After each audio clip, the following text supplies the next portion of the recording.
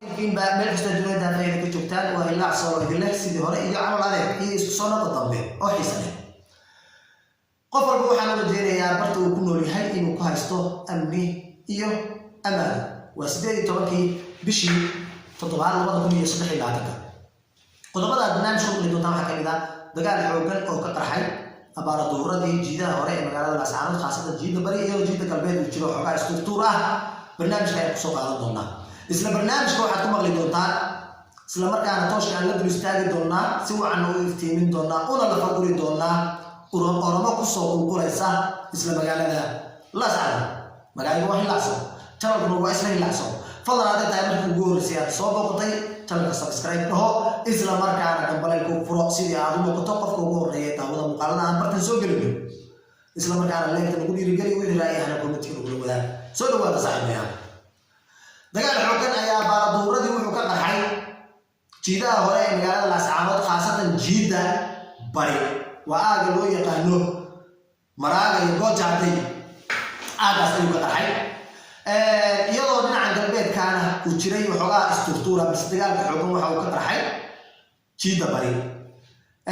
ciidamada SNM ama hooyada dhashay shabaab ee SNM ayaa si dhumaalaysi waxay ku soo qaatay dagaal maanta duurkii xilliga qadada runtii xilligan oo aan idla hadlayo oo maqrib ah dagaalkii waa uu istaagay oo qoraxda ayaa u kala dhacday ciidan walbana fariisinkiisii ama meesha uu joogay ayuu fariisin ka dhigtay haddaba khasaaraha dagaalkaas iyo jabka dagaalkaas aan ku horeeyo iyaga xaggooda runtii cashar lama ilaawaana ayaa loo dhigay hooyada dhashay shabaab ee SNM iyagoo la gaarsiiyey heer ay dhaawacoodii qaadan kari waayaan oo maxbuus ahaan loo qabto taa waxaa sii dheer maxaabiista dhaawacii ka xarareen ee maxbuus ahaanta loo qabtay waxaa loo la dul tagay oo ku hadaaqaya qaarkood war arab baanu nahay arab heer baanu nahay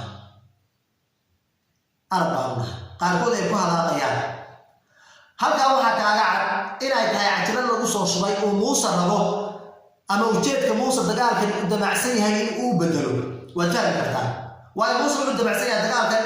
in uu sameeyo wadiya wuxuu ka dhaxeeyaa dagaalkan ama dhex maraya habar jaco iyo dhulbaante waa isaga caqligiisa waadna arki doontaa wax kale uu sameeyay nagayaga xadeega runtii khasaaro aad u kooban yahay wax saar badan ma jiraan dhaawacyo waa iska jiraan runtii waxaan leeyahay guuliga gobolnimo jamaahiirta meel kasta dunida daafeeda ka joogtaan inta halganka ku jirtana falillahi alhamdu waxaan leeyahay gobolnimo aan jiro u daadan wala gobolnimo ma guuleysta waxaan kaloo barnaamijkan ku iftiimin doonaa ormo runtii ku soo qulqulaysa ilaa iyo markii uu dagaalkani qarxay ama labadii bilood ee u dambeysay magaalada Laascaanood iyadoo ay hore aysan u imaan jirin oromadaas waa la wada ogsoontii in magaalada Laascaanood dadkii u dhashay ayaa ka qaxay qaar xabad ka qaxay iyo qaar shaqo la'aan uga qaxay waayo waa meel dagaal ka socdo wax kala socdo ma leh wax shaqo ma leh waa la wada ogsoontii ujeedka maanta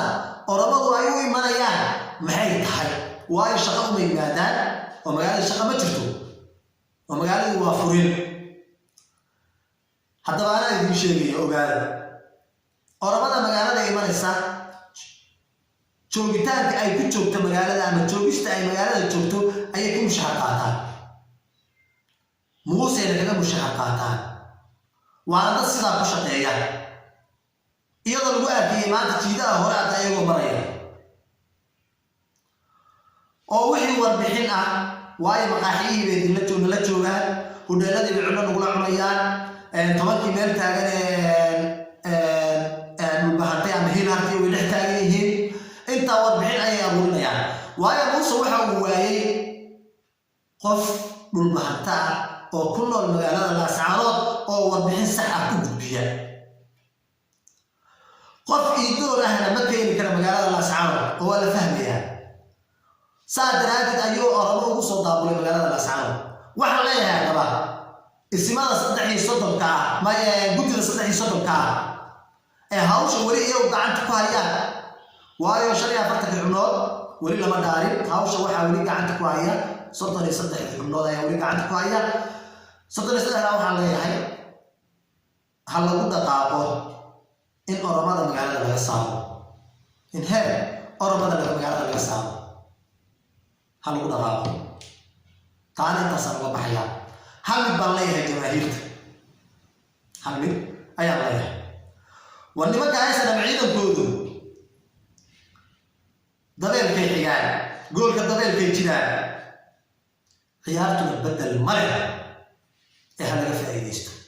far waxaan leeyahay guul iyo gobonimo iyo isku soo noqon ku xiisaleen